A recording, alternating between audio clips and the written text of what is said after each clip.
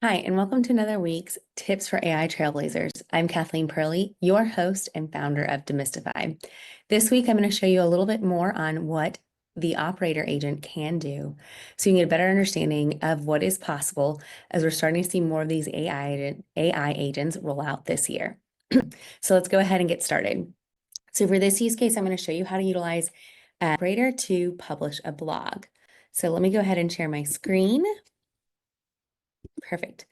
So you'll see here I'm in my OpenAI account. Operator is currently only available to those who are on a pro account, which is $200 a month. But I'm going to go ahead and show it to you because I do think we're going to start to see this come kind of more mainstream in the near future.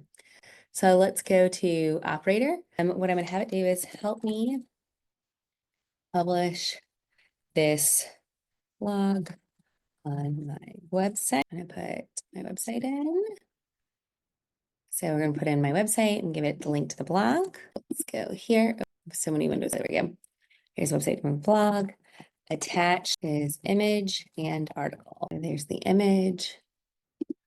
And here is the article. I'm actually just going to copy and paste this in. Article is here. So I'm going to paste that in and we're going to let it run. So what we'll see here is it'll actually open up a new browser for me and try to figure out the logins. So let's see if it can figure out how to log in, which it typically will then turn it over to me. The nice thing about Operator is that you can have it run in the background.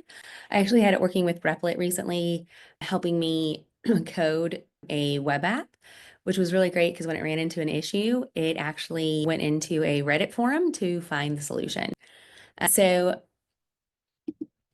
we'll see here, you can kind of see what's happening. You can leave this on in the background or you can let it run. So it is looking for the login. It might help it out and see, let's see, I think it is here. So I'm going to actually go ahead and give Operator this link so it can help it. Here is the login. I was trying to navigate it. I didn't want it to go. Sometimes I find that when it runs into issues, it'll actually go through and hard code, which is not necessarily what I wanted to do. I want to utilize the same pieces. So it's going to change the user or the browser here. And then you'll see it kind of configure and it'll probably bring up the opportunity for me to log in. So you'll see I have this login and it's asking me to log in. So here you'll see I will take over. So I have control.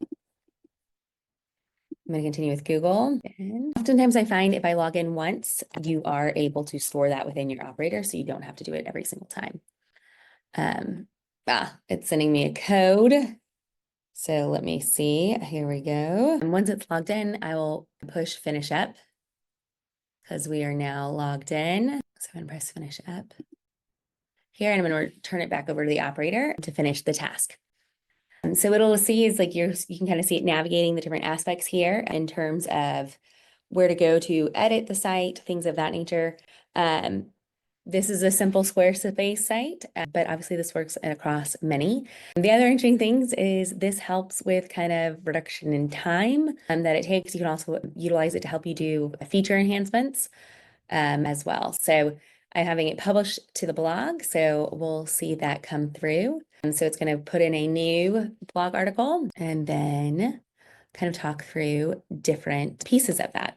So while this does take a little bit of time, it's really nice because oftentimes what I'll do is I'll have this run in the background and it'll give me alerts on my desktop when there is an update.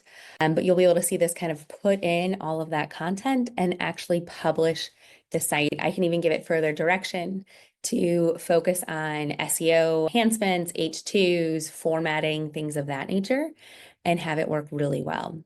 So wanted to show you Operator a little bit more behind the scenes and some unique different use cases. I feel like oftentimes people are just showing you how it can make dinner reservations or help you travel, but I really love this idea of bringing it together and utilizing it for actual work purposes that can help alleviate things that take some time. I love that Squarespace AI is now being released and it's trying to tell that to our own AI agent. So kind of fun to think about what the world will look like when we have AI agents talking to one another. But stay tuned for next week when we dive into another tip for AI trailblazers. Our goal here is to make AI simple and the results of using it real.